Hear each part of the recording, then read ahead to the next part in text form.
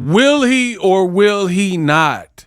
I got some serious questions, and it all revolves around the weight of Xander Zayas. I got a big question ahead of this Boots fight, and I want you guys to all join me as we go over it. What up, Fight World? It's your boy Ego, and I'm back with some more boxing. Ego Weight Watchers, aka Ew, where I give you a look into the fighter lifestyle before, after, progress pics, especially when they have an upcoming fight. Now, I don't hold back. I told you I want to see this fight a lot, even more so since it's been announced. Xander Zayas defending his titles against Jaron Boots Ennis. Big fan of Boots Ennis. Don't have any problem with Zayas. June 27th in Brooklyn. And all around, good fight. Two young guys under 30, and they're duking it out. What it is. But I got a question.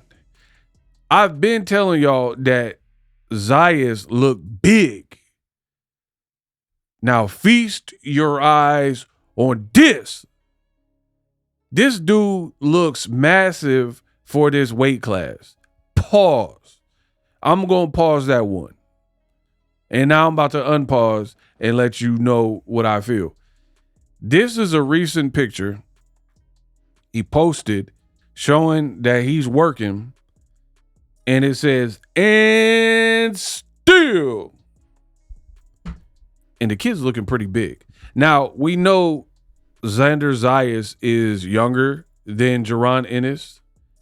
And when they were face to face, he looked a little bit taller too. And then for the first time that I can recall, at least in a while, he looked bigger than Boots. Boots, for the most part, I thought he looked bigger than Lima Beans, whatever the dude's name was. He looked bigger than Villa. He looked bigger than Stanionis. All them guys at 47. Karen Chukadzian, who just lost to Patty Donovan. This is the first time that I recall where he's fighting someone who's known, who is undefeated, and actually looks bigger than him. Both taller and almost looks massier than Boots Ennis, because Boots Ennis, we know he's pretty built. He's big. He work out all the time. So I ain't mad at Zayas. Do your thing. I'm still picking Boots, but hey, you can't sleep on Xander Zayas. He look like he's training hard. He's young, and you got to watch out for these undefeated guys, right? They say in boxing the hardest thing to do is to take somebody's O. People don't want to let that go, especially post Floyd Mayweather era, right? People aren't looking and chomping at the bit because they know they go back to the line. If you get that O and that blemish, you could be in the back of the line. Your paychecks start to shrink. Like, put it this way. Name somebody who took a bad loss in boxing and in their very next fight, they got paid more or a career high.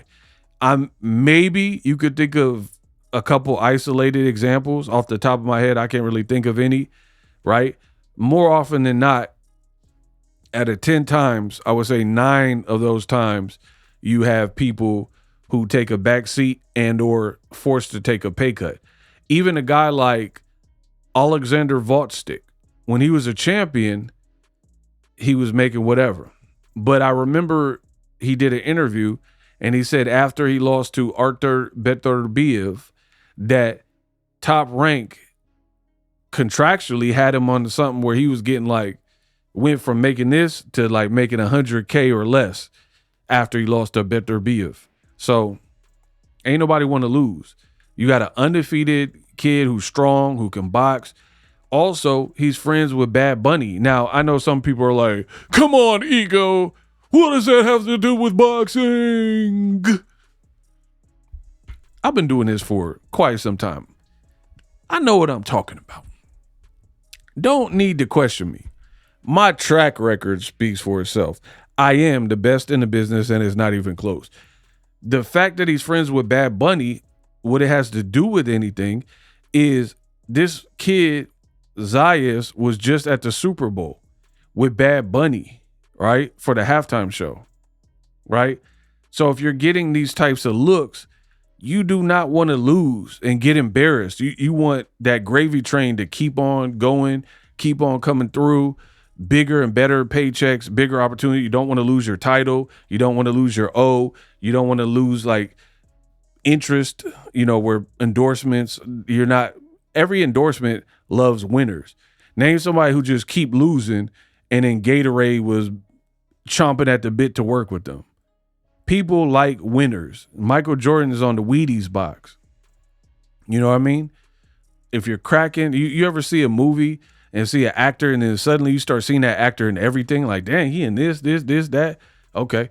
That's how you know you're at a fruitful and good portion of your career. Everything's popping for you, right? So I'm very curious about this fight. Very curious. And the fact that I am seeing a bigger person for Boots, this is going to answer a lot of questions where a lot of people say Boots gets hit too much. He's too easy to hit. Some people say, oh, he's fighting like that because he can get away with it, or da-da-da-da. I've even seen Gilly was recently saying, have you ever seen Boots look lumped up after a fight? So why y'all keep bringing up that notion that he gets hit too much, but he looked the same after the fight, which is true. So far, he hasn't been in a fight where he looked mangled, eyes sticking out, and face knotted up. He ain't really had that. So we'll see what Xander Zayas can do, but very good fight. You got a youthful guy having fun, champion. This is all you can ask. I'm just going to say it like that. For me, this is the only thing that I want to see. I want to see a fighter in training camp, having fun, enjoying the weight cut, and enjoying the moment. You do the hard part in the gym, so the rest becomes easy. Now, I also want to say I have questions about Xander Zayas making weight. He looked big. He looked almost too big for 154, right? So that's another thing we got to pay attention to this space. It's cool to look big and, you look brolic and all this type of stuff, but are you going to be able to make weight comfortably and still perform? So a lot of variables here, because if I don't know what he's weighing, I just know he looked taller than Boots and he looked pretty wide right here. And Boots even said you're having a fat camp. And I told you from the beginning, I'm like, man, he looked kind of big. So I don't know. Different fighters do different weight cuts. I guess we have to wait and see.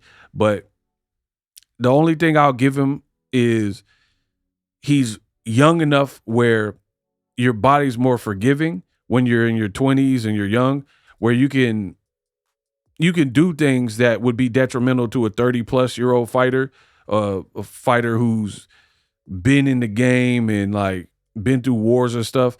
That becomes harder to shed that type of weight. Like for an Errol Spence or something like that, it wouldn't be good for him to do a massive weight cut. But for him, the thing he has on his side is youth, and your body is typically more pliable and forgiving the younger you are. So let me know who you're picking. You rock it with Boots. You rock it with Xander. I'm looking forward to it. I like the energy throughout this whole buildup from Xander Zayas as well. And we're going to see. We're going to see what it is and what it ain't. I also opened up a brand new Patreon. Some things I can't talk about here. So I opened up the market. I smartened up, opened the market up. Use my link to get to my new Patreon, Ego Trippin'. The content that doesn't really align with boxing or I have to censor, you'll get the full uncut, uncensored stuff over there. So use that Patreon. Also, become a channel member here. Shout out to everybody for the cash apps and super chat. I'm going to continue dropping heat like this and letting you know what's going on in the mind of Ego. So let me know, Xander Zayas, is he too big? Do you have questions about him making weight?